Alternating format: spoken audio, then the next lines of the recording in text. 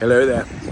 Hope the wind's not too strong for you. Actually at the beach at the moment. In fact, that is where the leader of the opposition decided to spend Waitangi lunch for some weird reason. But that's not what I'm here to talk to you about.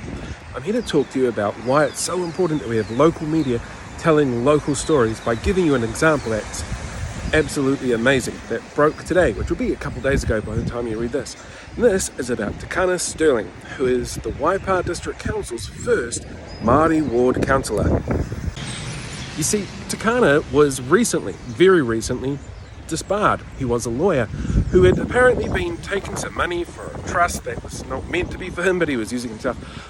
All sorts of complicated stuff. And his case is being looked at by the Law Society, who decided that he has lost his moral compass because he didn't quite understand that taking the money and using it for himself and then just offering to pay it back afterwards was not the same as realizing that he had a problem. But that's not his only problem.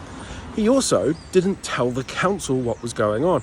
And when the announcement came out from the Law Society about what had happened and what his punishment was, they were taken by surprise, which is never a good thing for any council to have happen to them at all.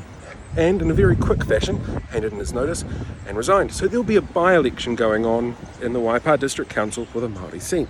But that's not the only thing that's important here. You see, this was a story that was broken by local media, the Cambridge News, who did the digging, who found the information, who presented the information and reported on it as they went along as the story broke. Without them doing what they were doing, it's quite possible that there were some people within council who would not have known what was going on or not been able to react.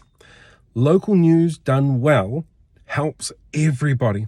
And sure, it might be a bit of an expense that now suddenly there has to be a by-election, but at least now we know what's going on.